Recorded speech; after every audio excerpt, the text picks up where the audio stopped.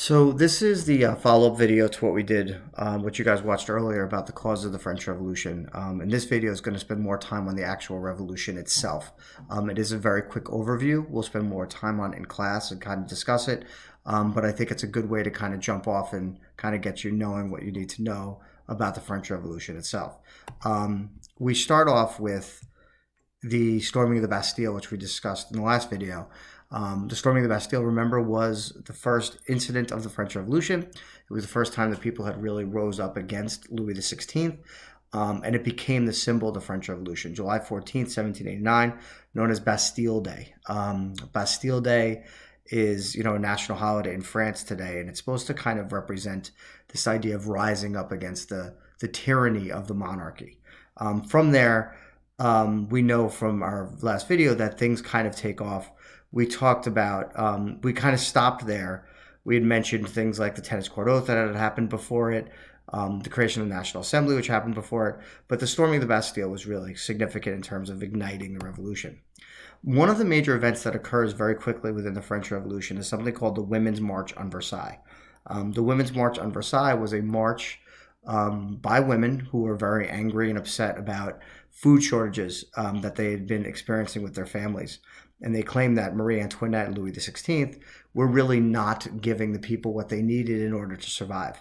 The significance of this event is this is one of the first times where we see an aggressive action by women to almost like a political movement for women against the tyranny, again, of Louis XVI and Marie Antoinette. They literally go to Versailles and they storm the castle to basically scream and yell. And you can see from the image here, from the painting here, that they're going with pitchforks. They're ready to fight. It's very symbolic of the French Revolution that this was a popular movement. People from all stations of life were really involved in it at different points during the Revolution. Women no different. The difference was that women really did not attain many rights during the French Revolution. They did push for more ability to have rights, but not successfully. One of the famous women of the French Revolution was Olympia de Gouges. She was, I'm probably pronouncing it wrong, she wrote a document called the Declaration of the Rights of Women, which we're going to take a peek at in class very quickly, about this idea of if men could have rights, so can women. But again, they didn't really accomplish much politically during the French Revolution. Unfortunately, it's going to take another 100 years really for political activism for women to really push forward and get the right to vote and be heard more. And we're going to come back to more about women's rights moving forward. Now, as the French Revolution begins, it's organized into phases. The first phase is the National Assembly phase. The National Assembly phase is referred to as the moderate phase of the French Revolution. I'll probably repeat that later. It's the National Assembly. And the reason why it's kind of a paper change, right? It's a situation where many of the changes that occur are going to be in document form. Then we have what's called the Legislative Assembly, which is also under the bourgeoisie being the French middle class. It becomes more radical during the Legislative Assembly stage, and that's because of things that are going on outside of France. Then you have the National Convention, which is 1792 to 1795. It's considered the radical phase of the French Revolution. Much of the violence that we see during the Revolution is going to occur then. And then what is referred to as the conservative stage of the French Revolution, something called the Directory, is going to be the last stage before we get to Napoleon, who we will spend some time on. So keep this in mind as we move forward.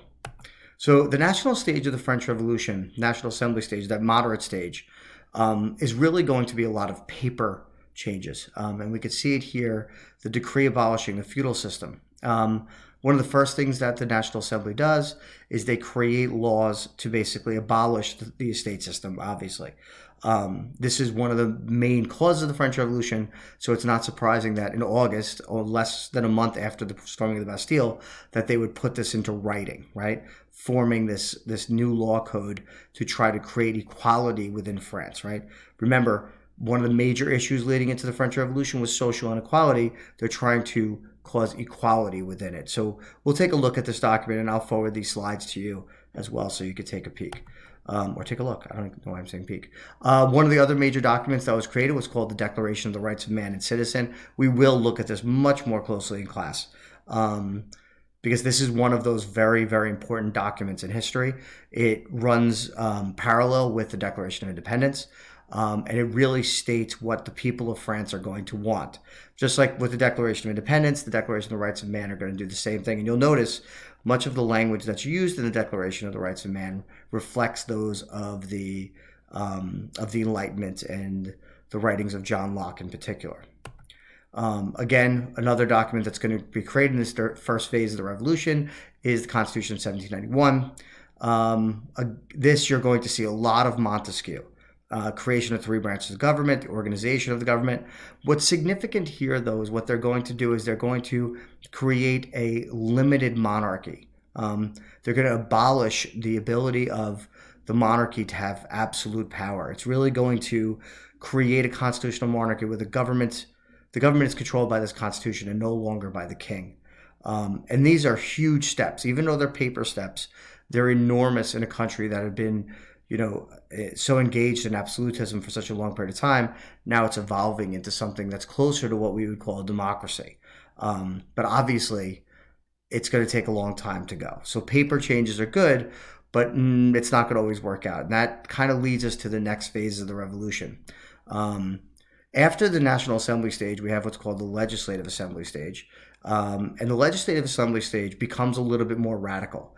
The reason why it does is because what begins to happen is other nations around Europe begin to become concerned that France is starting to fall, that the monarchy is going to fall in France.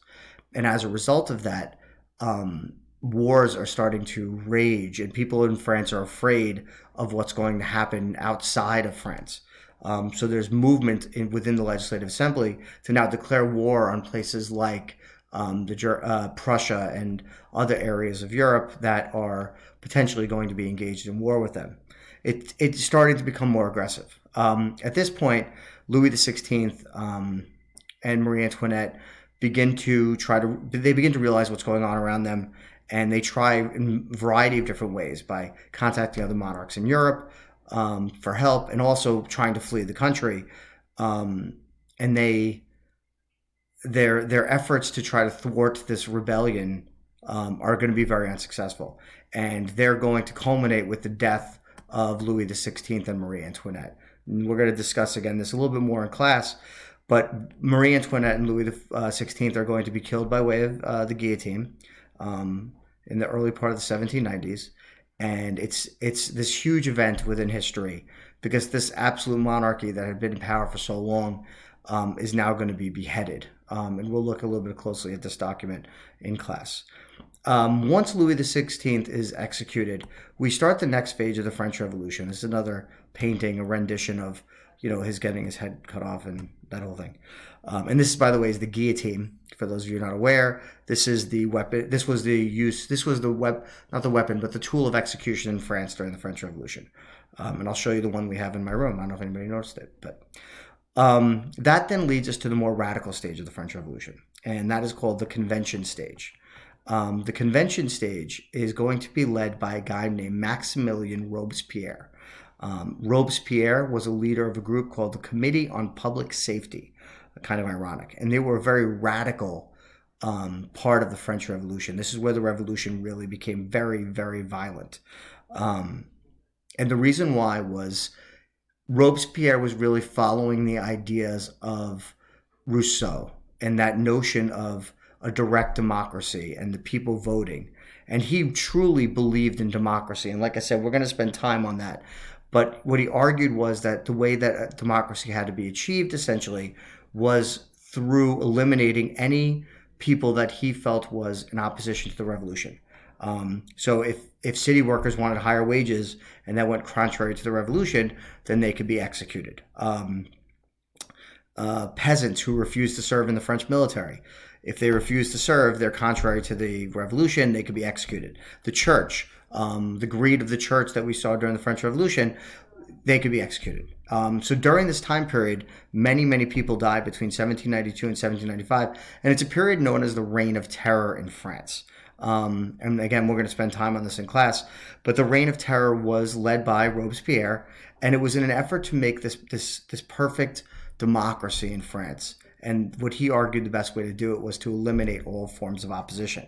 And just to give you an idea of what we're looking here, This is a chart that shows you the breakdown of the executions within the Reign of Terror. And what you should notice from this is that it didn't discriminate. Anybody could have been executed. People were brought in and were arrested and then not put on trial, and essentially were convicted of crimes against the revolution and beheaded. And you could see the number of people that were killed during this time period of the French Revolution. It is considered to be the most violent stage of the French Revolution. And again, we're going to spend time on this, and we're going to talk about Robespierre because he's a really interesting character. But know that, it's argued that his intentions were right, but the way that he went about it was completely wrong, that his actions during the French Revolution were to create this democracy that Rousseau had spoken about, but in doing so, many, many people died in the process.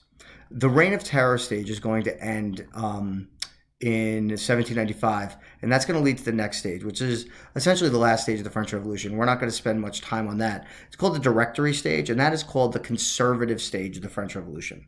So we went from the moderate stage and let me go back, I know you're all going to get dizzy, the moderate stage, which is the National Assembly, to the Legislative Assembly, where it became more radical. The convention, which is super radical, that's the Reign of Terror.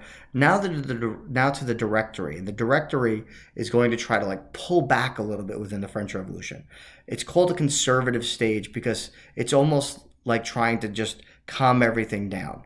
So after, and I forgot to tell you this, after Robespierre gets executed at the end of Reign of Terror, the Directory comes in, and it's almost like a legislative body who then tries to control everything.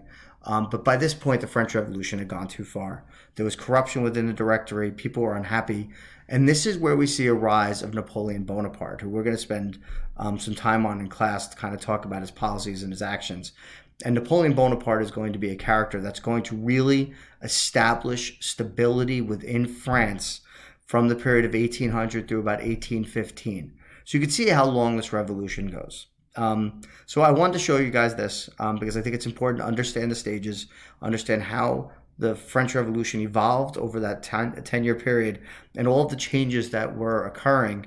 And if you think about it, the causes that we discussed in the earlier video, the social inequality, the absolutism, the national debt, all of those things, many of those problems were solved and then not solved and then solved again during the French Revolution until Napoleon comes forward and provides stability. So again, we'll look at this more closely in class. I hope the video helps you, and I will see you next time.